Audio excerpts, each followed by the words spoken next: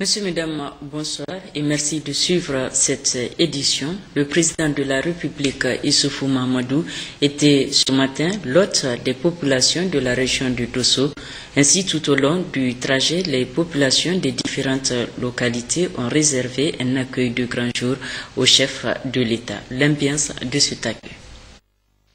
À Kodo, village situé à une cinquantaine de kilomètres de Dosso, le président de la République, son Excellence Issoufou Mahamadou, a été chaleureusement accueilli par le gouverneur de Dosso, Abdoulaye Issa, des membres du gouvernement, des chefs traditionnels de la région et des cadres techniques et régionaux, ainsi que des responsables des forces de défense et de sécurité.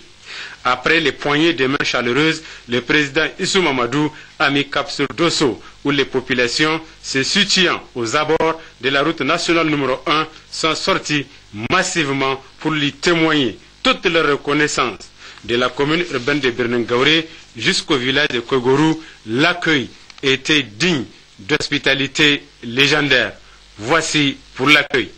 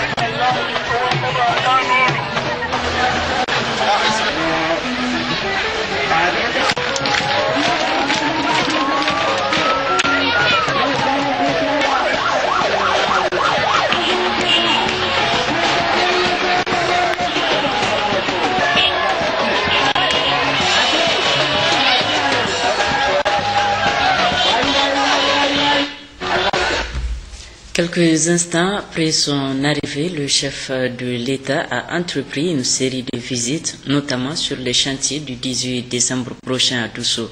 Visites à l'issue desquelles le président de la République s'est dit satisfait face au niveau d'exécution des travaux. Mourou Abdou, Habib Bako, Askou Jibrila et Ali Hajim. C'est justement par la cité du 18 décembre que le président de la République a entamé cette visite des infrastructures devant abriter les festivités du 18 décembre prochain.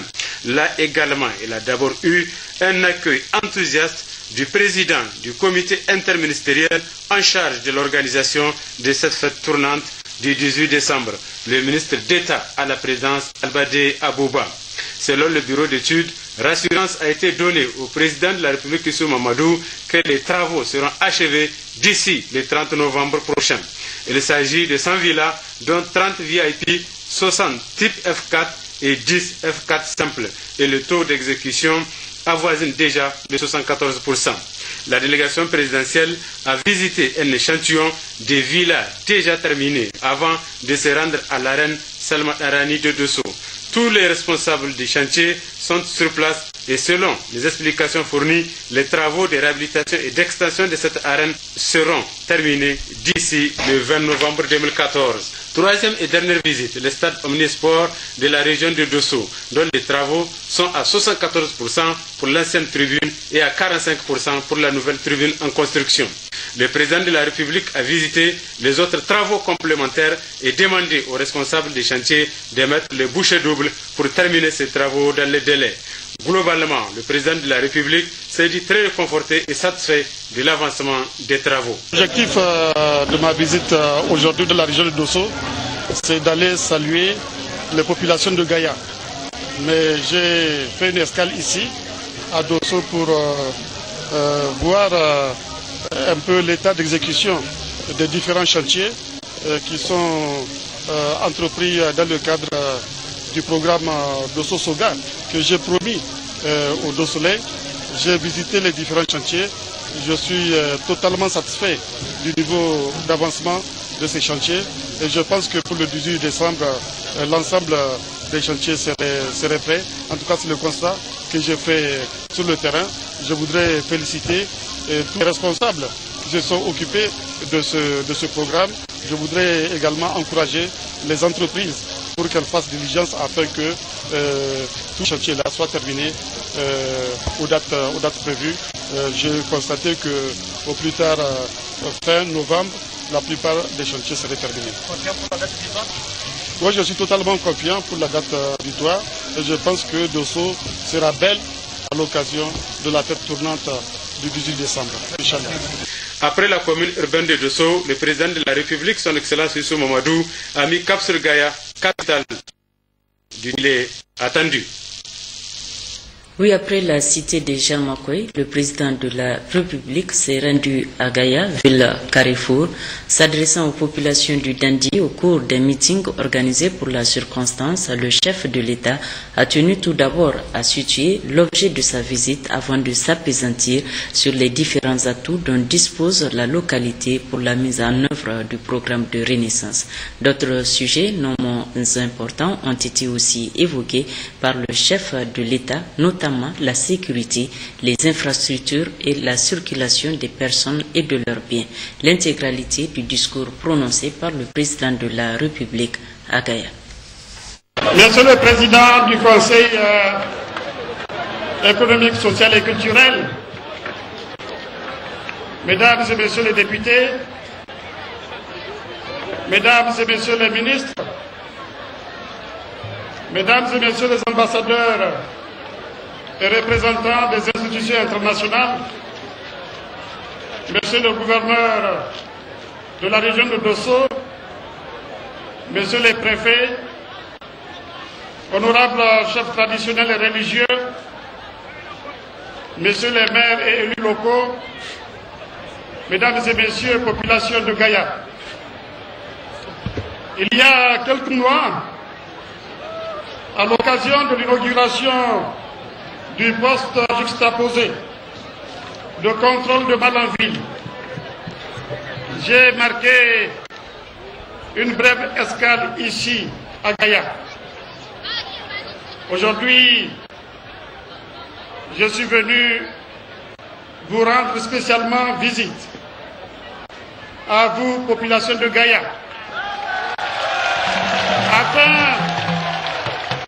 afin de prendre le pouls du Niger profond, comme j'ai eu déjà à le faire dans d'autres chefs-lieux de département de notre vaste pays. Permettez-moi, population de Gaïa, de vous remercier d'entrée de jeu pour votre accueil enthousiaste et chaleureux. J'apprécie très hautement votre hospitalité, marque d'une ville ouverte, d'une ville carrefour, d'une ville de brassage, véritable creuset de l'unité nationale, d'une ville riveraine de notre grand fleuve, d'une ville dynamique, d'une ville d'échange, d'une ville stratégique, parce qu'implantée à la frontière de 3 pays, le Niger, le Nigeria et le Bénin, d'une ville à la fois porte et d'entrée et de sortie des personnes et des biens en direction du principal port qui nous permet d'accéder à la mer, le port de Cotonou. Votre ville, population de Gaïa, comme l'ensemble de votre département, reçoit aussi les hauteurs de pluie les plus élevées du pays. Gaïa dispose donc de beaucoup d'atouts qui lui permettent de gagner le pari du programme de renaissance que le gouvernement met en œuvre depuis un peu plus de 3 ans et demi. Ce programme, dont je sais que vous connaissez les grandes lignes, met l'accent sur la mise en place d'institutions démocratiques stables et fortes, la sécurité des personnes et des biens, l'initiative 3N, les Nigériens plus les Nigériens, les infrastructures ferroviaires, routières, énergétiques et urbaines, l'éducation, la santé, l'accès à l'eau et à l'assainissement, ainsi que l'emploi pour les jeunes. Pour avoir parcouru pendant plus de 2 décennies les villages du Niger profond, je sais que ce programme correspond aux aspirations des Nigériens en général et des populations de Dosso, notamment celles de Gaïa en particulier. Mesdames et messieurs, en lisant le bilan de la mise en œuvre du programme de renaissance, j'ai noté que le gouvernement a fait des efforts importants pour la région de Dosso et le département de Gaïa. C'est ainsi que dans le cadre du renforcement des institutions, plus précisément de la déconcentration administrative et de la décentralisation, de nouvelles préfectures y ont été érigées, le conseil régional et les conseils municipaux ont été installés, des infrastructures administratives ont été réhabilitées et les cadres de commandement ont été dotés de matériel roulant. Dans le domaine de la sécurité, des infrastructures ont été réhabilitées et de nouvelles sont en cours de réalisation dans le cadre du projet Dosso-Soga. Les forces de défense et de sécurité ont été équipées en armes et en véhicules. Des patrouilles mixtes, urbaines et rurales, sillonnent quotidiennement les quartiers et les villages pour assurer la sécurité des personnes et des biens. Un forum sur la paix, la sécurité et la coexistence pacifique des populations a été organisé à Birningaouré. Ces mesures ont très fortement contribué à assurer la paix et la sécurité dans la région de Dosso, dont certains des départements sont parmi les foyers de conflits éleveurs-agriculteurs, parmi les plus actifs du pays. Au plan des infrastructures, je sais combien vous vous plaignez du retard dans la réhabilitation du tronçon de route Bella 2 Gaïa. Tout à l'heure, dans ce discours, votre maire me l'a rappelé. En effet, les travaux sur ce tronçon devraient avoir été terminés depuis fort longtemps. Mais au 30 septembre 2014, le taux d'avancement global des travaux n'est que de 65% environ. Pourtant, près de 7 missions ministérielles ont eu lieu sur le chantier depuis son démarrage et plusieurs mises en demeure ont été adressées à l'entreprise chargée des travaux.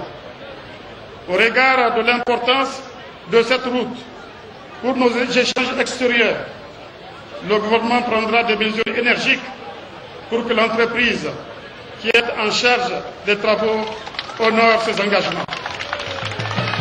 Le gouvernement a aussi engagé des études pour la réhabilitation du tronçon Dosso-Bela 2, du pont de l'été et ses voies d'accès, et d'autres routes bitumées et rurales dans la région de Dosso. Par ailleurs, le gouvernement est à pied d'œuvre pour réaliser un vieux rêve des populations de Dosso, celui d'entendre siffler le train qu'elles attendent depuis 1936. Le gouvernement a procédé à l'extension du réseau de fibres optiques, à l'électrification rurale de plusieurs villages. Il réalise également des infrastructures urbaines importantes à Dosso, dont le port sec de Dosso, pour assurer la sécurité alimentaire. Le gouvernement a beaucoup investi dans la région de Dosso, notamment dans le département de Gaïa, dont les potentialités agropastorales sont bien connues. Dans ce domaine, on peut noter la réalisation de forages maraîchers, la mise à disposition de matériels agricoles, notamment de motopompes, et celle d'intrants, engrais, semences, etc., aux producteurs, l'aménagement de périmètres pour la petite et la grande irrigation, l'aménagement de périmètres de cultures fourragères, l'appui à l'installation de fermes modernes, la mise en place de kits ménages, la distribution de petits ruminants et de bovins, la mise à disposition d'aliments pour bétail, la vaccination du cheptel, l'aménagement de couloirs de passage pour les animaux, la récupération des terres et la plantation des arbres, l'empoisonnement des mares, la vente des céréales à prix modéré, la distribution gratuite ciblée, l'opération de suppléments alimentaires pour les femmes enceintes et les enfants de moins de 2 ans, la prise en charge des victimes des inondations, etc. Comme vous le voyez, la liste des actions pour la mise en œuvre de l'initiative 3N est longue. Mais je sais que les attentes des producteurs sont encore nombreuses ici à Gaïa. Ainsi, je sais que les producteurs attendent la fin des travaux du périmètre de Gatawani, la fin de la confortation du périmètre de Gaïa Amon, celle des travaux du périmètre de Tara, la réhabilitation du périmètre de Sakonji, la réhabilitation du périmètre Fuyutier, l'aménagement d'un périmètre maraîcher à Sabombirni, dans la commune rurale de Tunuga.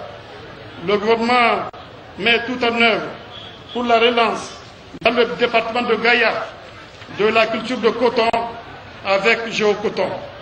Il envisage aussi le développement de la culture de la canne à sucre en rapport avec la création d'une raffinerie de sucre dans la région de Dosso.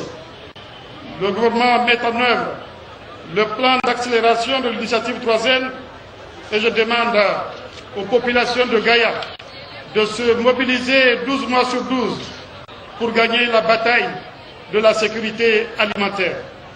J'insiste pour dire que cette bataille ne peut être gagnée que si nous mettons davantage l'accent, non seulement sur la maîtrise de l'eau, mais aussi sur la défense du premier facteur de production que constitue la terre.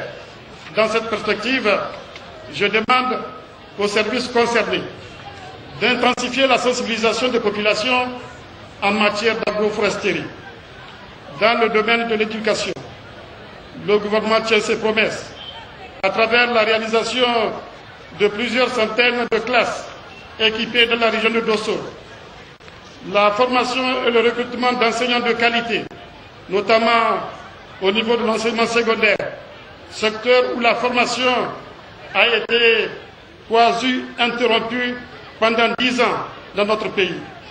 Le gouvernement veille à mettre à la disposition des élèves les fournitures scolaires nécessaires, renforce l'enseignement professionnel et technique, comme le montre la création du lycée technologique de Douchi, la création de centres de formation en développement communautaire et celle d'un collège d'enseignement technique. Le gouvernement fait la promotion de l'enseignement supérieur dans la région de Dosso avec la création d'une université à Dosso. Je lance ici un vibrant appel aux populations de Gaïa et au-delà à celles de l'ensemble du Niger pour qu'elles inscrivent et maintiennent nos enfants à l'école, garçons comme filles, au moins jusqu'à l'âge de 16 ans, ce qui permettra d'augmenter la durée moyenne et la durée attendue de scolarisation, facteur qui tire actuellement vers le bas notre indice de développement humain. Dans le domaine de la santé, des centres de santé intégrés ont été construits. Certains ont été électrifiés. Le centre hospitalier régional de Dosso a été réhabilité. Des médecins et autres agents de santé ont été recrutés. La prise en charge de la gratuité de certains soins a été poursuivie.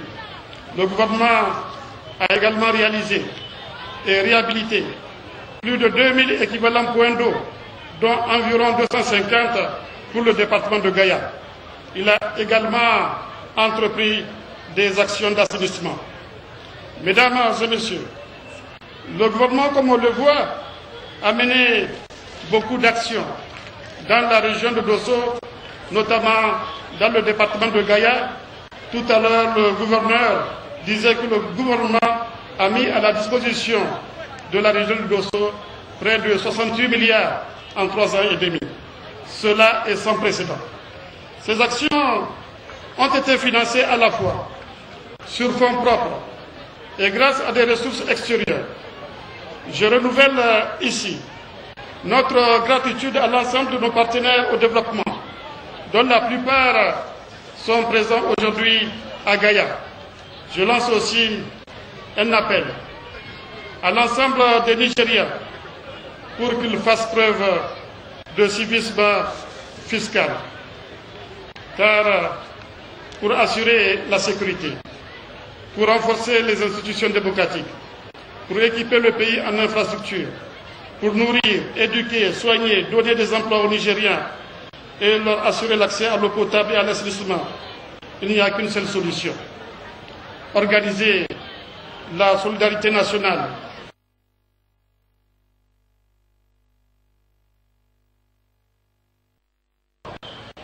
De la campagne agro-pastorale pluviale 2014.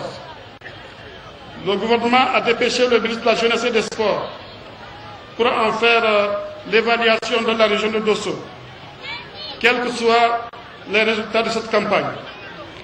Le gouvernement a d'ores et déjà pris les dispositions pour que la campagne des cultures irriguées 2014-2015 soit une réussite. Une nouvelle fois, population de Dosso, population de Gaïa, permettez-moi de vous remercier de votre généreuse hospitalité. Que Dieu nous accorde la paix et nous assure la prospérité. Que Dieu bénisse le Niger. Je vous remercie. Oui, c'était là le discours prononcé par le chef de l'État Issoufou Mahamadou ce jour mercredi devant les populations de Gaïa. À noter que le président de la République, chef de l'État, a regagné Niamey en fin d'après-midi. Il a été accueilli et salué à sa descente d'avion par les présidents des institutions de la République, les membres du gouvernement et les représentants des corps constitués.